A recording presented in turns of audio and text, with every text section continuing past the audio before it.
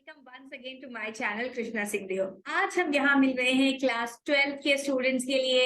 Yes बच्चों, आपका जो फाइनल एग्जाम है वो बहुत करीब आता जा रहा है। मैं बात कर रही हूँ आईएससी बोर्ड की। आपकी तो डेट शीट अनाउंस हो चुकी है। सीबीएसई बोर्ड थोड़ा सा सब्र रखिए, थोड़े ही दिनों में आपकी डेट शीट भी आने वाली ही है।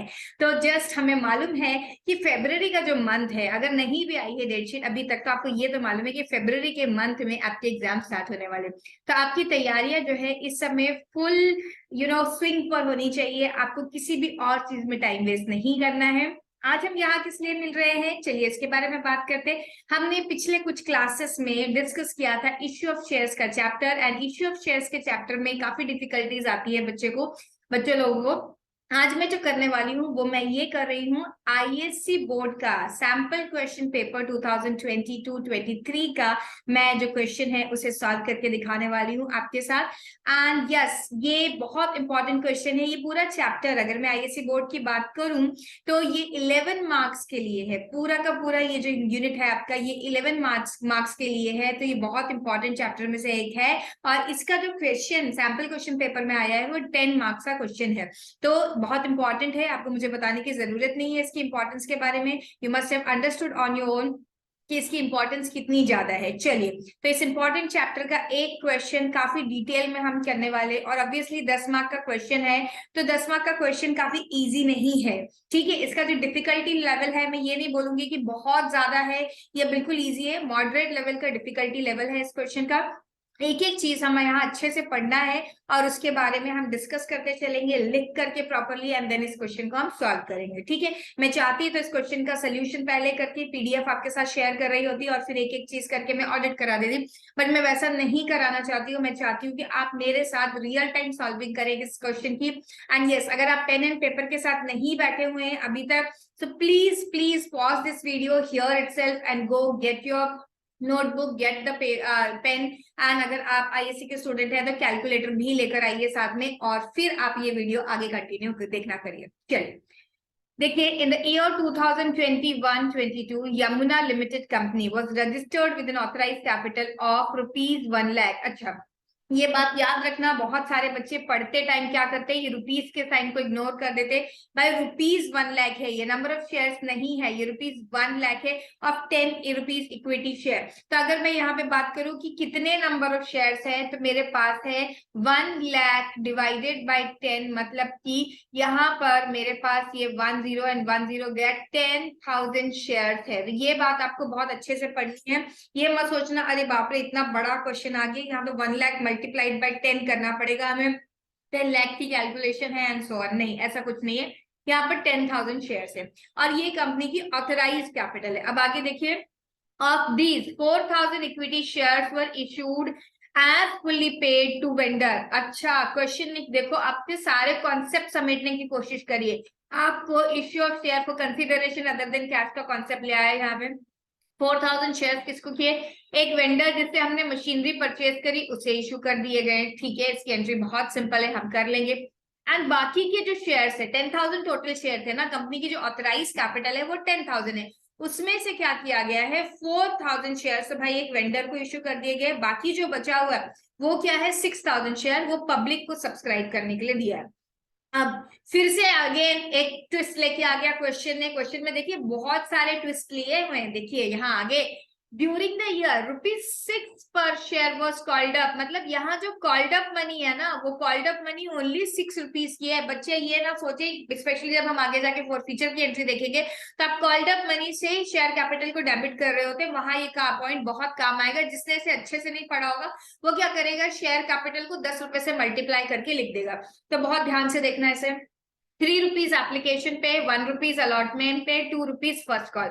और इस जगह को स्टार मार्क कर लीजिए, ये बहुत बहुत इंपॉर्टेंट पॉइंट है। यहाँ से आपकी जो रीडिंग स्किल है वो बहुत अच्छी होनी चाहिए और आपको एनालाइज करना चाहिए प्रॉपरली। क्या लिखा हुआ है, 5000 शेयर पे ऐसे ऐसे इनको पैसा मिला। The following amount received in respect of these shares were as follows. 5000 जो शेयर होल्डर थे भाई वो तो अच्छे बच्चे थे, उन्होंने क्या कर दिया, सब लोगों ने 5000 रुपीज वालों ने 5000 शेयर होल्डर ने 6 रुपए पूरा दे दिया। मैम शेयर तो 10 रुपए का था, 10 का था, लेकिन कंपनी ने 10 रुपए बुलाए नहीं है अभी तक कंपनी ने 6 रुपीज ही कॉल्ड अप किया है। तो only 6 rupees is being paid on 5000 shares.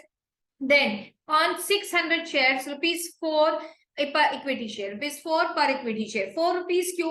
देखिए, application money is being paid and allotment money is being paid. So what is being left? 2 rupees means these shareholders have made default on the final call. Calls in arrears account यहाँ open होगा। इन लोगों ने क्या किया है? इन लोगों ने 4 ही रुपए दिए हैं। 4 rupees is being paid. It means application money is given. Number 2, allotment money is given, and last key call is not being paid yet. Then there are other shareholders, 400 shares of rupees 3 per equity share. 3 rupees per equity share only they have paid, means these are the people who have paid only the allotment money. If you look at allotment money, what do you see? You see that there is 3 rupees. So these are the shareholders who have paid application, they have paid allotment also, and they have paid first call also. These are the shareholders who have paid application plus allotment money, and these are the shareholders who have paid only and only application money. Okay, so यहाँ पर question को पढ़ते time you have to be very very careful and you have to do the writing also in your answer sheet that yes, these are the people who have made this paper this payments. अच्छा, now here I will tell the students who are being taught the analysis table, जहाँ पर आप बताते हैं कितने number of shares applied है, कितने number of shares allotted है, then application money received, application money transferred to share capital. अगर आप वो टेबल बनाते हैं तो ये पढ़ते हुए ही आप वो टेबल साथ साथ बना लीजिए। अगर आप विदाउट टेबल करते हैं, because making a table is not a compulsory thing, it's just a working note. So अगर आप चाहते हैं, एंड वर्किंग नोट दूसरे तरीके से ऑल्टरनेटिव प्रेजेंटेशन हो सकता है, इसीलिए आप चाहें तो वो टेबल साथ साथ कंप्लीट कर लीजिएगा ये रीड करते time, otherwise you can do the calculation separately also. Now company ने क्या किया? The company forfeited all the shares on which only rupees 3 is had been paid, okay, had been received, sorry. So company has forfeited means 400 shares are being forfeited, okay, and in issued them at rupees 4 per share.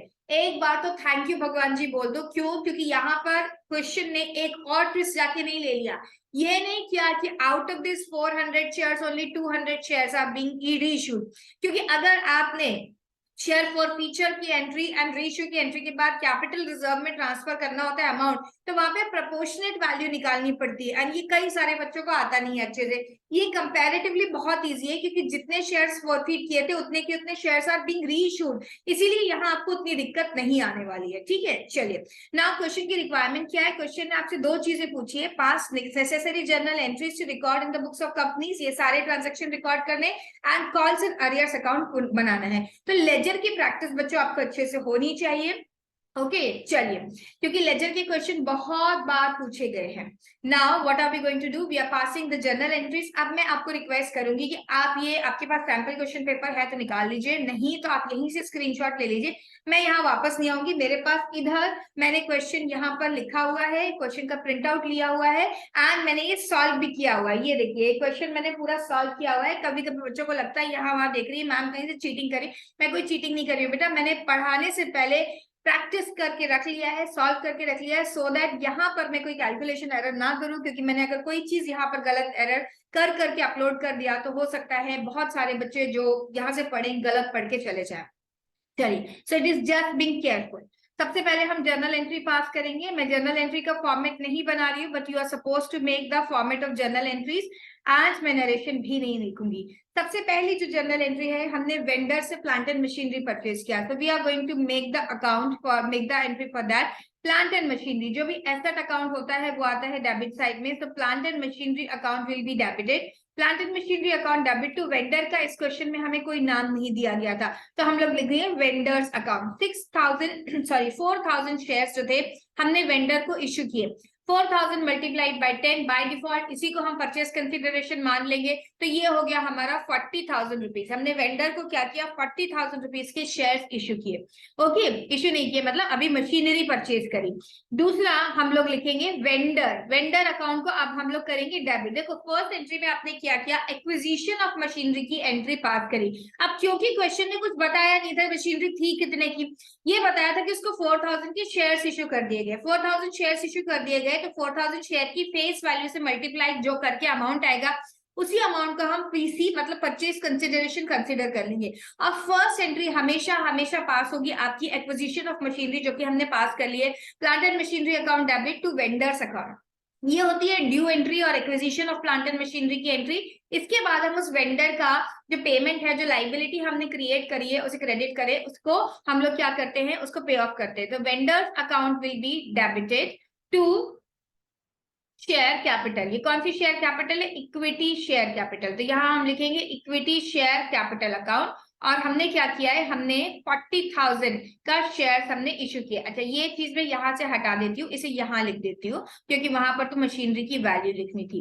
Okay चलिए 40,000 का तो ये हो गया consideration other than cash. Now हम आगे चलते हैं और आगे जाके हम लोग पढ़ते हैं What is done for 6,000 share. 6,000 share के लिए हमने लोगों से कॉल्स बुलवाई थी और 6 रुपीज अभी तक हमारे पास आए हैं। तो bank account debit to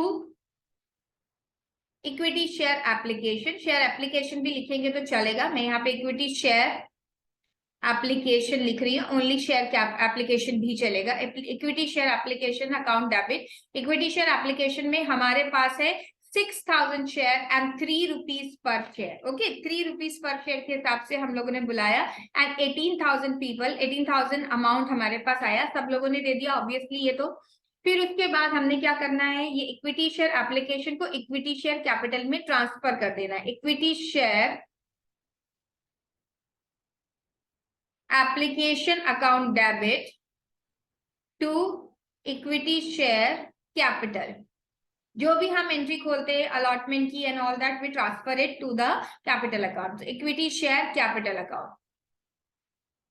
This is 18,000 rupees. Now what are we going to do? We are going to open the entry for allotment, share allotment. अब allotment की एंट्री ड्यू पहले होती है, रिसीव बाद में होती है। तो share allotment account debit to equity share capital।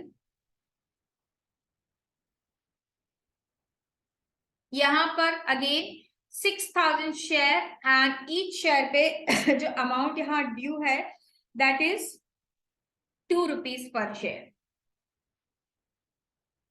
Is it 2 rupees per share? Let me go and check. No, this is 1 rupee per share. Sorry, this is 1 rupee per share. 6,000. लेकिन 6,000 rupees मिले नहीं। क्यों नहीं मिले? There were 400 shareholders who did not pay. तो यहाँ हमें calls in arrears account open करना पड़ेगा। हम एंट्री पास करेंगे bank account debit calls in arrears account debit. There were 400 shareholders जिन्होंने क्या किया, सिर्फ 3 रुपीज पर शेयर दिए, मतलब they have paid only the application money. तो यहाँ पर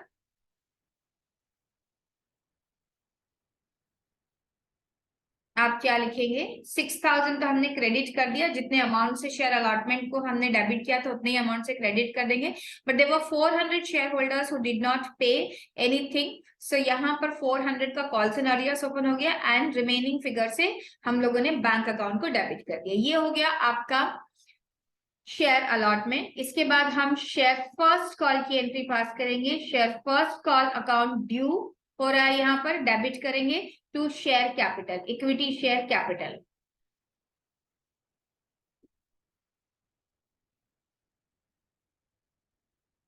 यहाँ पर जो फर्स्ट कॉल थी वो थी 2 रुपीज पर शेयर, तो यहाँ पर 2 रुपीज से हम कर देंगे एंट्री ड्यू।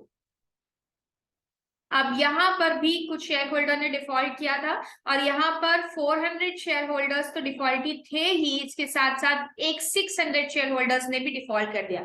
मतलब टोटल यहाँ पर कॉल्स इन अरियर्स अकाउंट जो होगा डेबिट वो 1000 शेयर होल्डर्स के लिए होगा। ठीक है, 1000 मल्टीप्लाइड बाय 2 रुपीज, मतलब 2000 रुपीज कंपनी के पास नहीं आया। और यहाँ पर हम शेयर फर्स्ट कॉल लिखेंगे, शेयर फर्स्ट कॉल अकाउंट, जो कि था 12,000 रुपीज से। तो मतलब कंपनी को शेयर फर्स्ट कॉल के टाइम सिर्फ 10,000 रुपीज मिला। दो शेयर होल्डर्स 600 एंड 400 वाले ने क्या कर दिया, डिफॉल्ट कर दिया। अगर आपको ये 1000 समझ में नहीं आ रहा है, आप ऐसे लिख लीजिए इसको, 600 plus 400।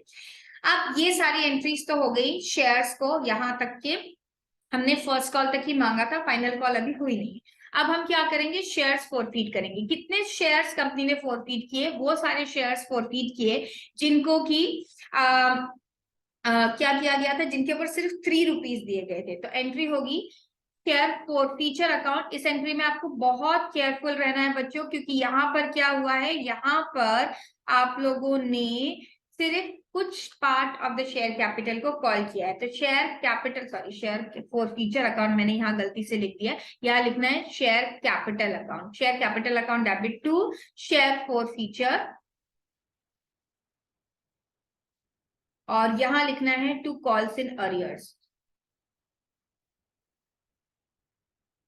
Share capital account debit होता है with the amount called up. 400 share हमने क्या कर लिए हैं, फोरफीट कर लिए हैं, और जो 400 शेयर फोरफीट किए हैं उस पे 6 रुपीज ही कॉल्ड अप थे, सारे शेयर्स पे 6 रुपीज कॉल्ड अप थे। 6 से मल्टीप्लाई करेंगे and this amount is coming 2400। Okay, अब इन लोगों ने अमाउंट कितना पे किया था, ये 400 शेयर होल्डर्स ने ओनली एप्लीकेशन मनी दी थी, मतलब 3 रुपीज दिया था। सो यहाँ पर आ जाएगा 1200 रुपीज। एंड क्या नहीं दिया था, एप्लीकेशन के बाद जो दो चीजें ड्यू थी, क्या थी, अलॉटमेंट, अलॉटमेंट पे 1 रुपीज ड्यू था, एंड फर्स्ट कॉल थी जिसके ऊपर 2 रुपीज ड्यू था। तो मतलब 3 रुपीज पर शेयर इन्होंने नहीं दिया, 1200 रुपीज यहाँ आएगा।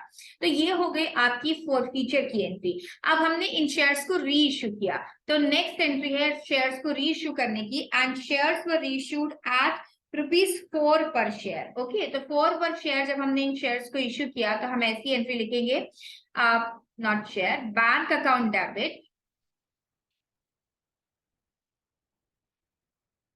फिर यहाँ लिखेंगे टू शेयर कैपिटल। अब शेयर कैपिटल कितने पे रीइश्यू की गई, फुल्ली पेड वगैरह कुछ नहीं लिखा गया है, तो आपको याद रखना है, आप इसे 6 रुपीज से ही मल्टीप्लाई कर देंगे, जितना कॉल्ड अप अमाउंट था, 6 मल्टीप्लाइड बाय 400 शेयर। ओके, सो 24 से इसे क्या कर देंगे, क्रेडिट। कितना अमाउंट आया, 400 मल्टीप्लाइड बाय 4, मतलब 1600 का अमाउंट हमारे पास आया।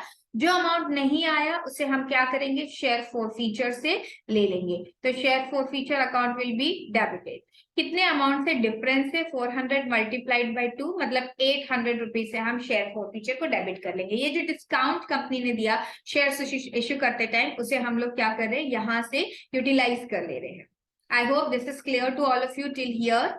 ठीक है, चलिए अब हम लोगों को करना है शेयर फोरफीचर में ट्रांसफर की एंट्री। शेयर फोरफीचर में ट्रांसफर की एंट्री करते समय हमें याद रखना है कि फोरफीचर का जितना बैलेंस है उतना टोटल बैलेंस हम लोग ट्रांसफर कर देंगे शेयर कैपिटल रिजर्व में। ठीक है, कैपिटल रिजर्व की एंट्री करनी है। शेयर फोरफीचर अकाउंट को हम क्लोज कर रहे हैं, share forfeiture account debit, forfeiture की एंट्री, स्पेलिंग शायद मैंने रॉन्ग लिख दी है, share forfeiture account debit to capital reserve. Capital reserve में जो भी बचा हुआ बैलेंस है शेयर फोरफीचर का, उसे हम ट्रांसफर कर रहे हैं। चलिए, तो शेयर फोरफीचर में बैलेंस था हमारे पास, ये रहा यहाँ पर 1200 रुपीज, जिसमें से हमने यूटिलाइज कर लिया 800 रुपीज। तो 400 रुपीज यहाँ रिमेनिंग है, इस 400 रुपीज को आप क्या करेंगे, कैपिटल रिजर्व में ट्रांसफर कर देंगे। तो ये क्या हो गया है, कंपनी को प्रॉफिट हो गया है इन शेयर्स को इश्यू करते time, and this is one time affair, तो ये रिकरिंग नेचर का नहीं है, इसीलिए हम लोग इसे कैपिटल रिजर्व में डाल देते हैं। आई होप आपको यहाँ तक समझ आया है। अब हमें सेकेंड रिक्वायरमेंट कंप्लीट करनी है, मतलब कंपनी का कॉल्स इन अरियर्स अकाउंट भी ओपन होगा कंपनी की बुक में। तो calls in arrears account open करना बहुत ही सिंपल है।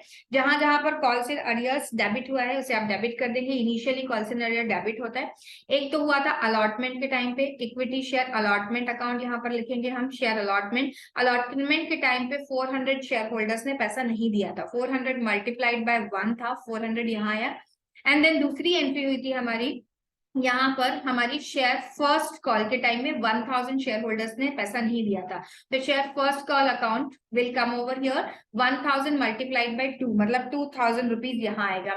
अब जब शेयर्स फोरफीट कर लिए थे, कितने शेयर फोरफीट कर लिए थे? जिन लोगों ने सिर्फ 3 रुपीज दिए थे उनके शेयर्स को फोरफीट कर लिया था।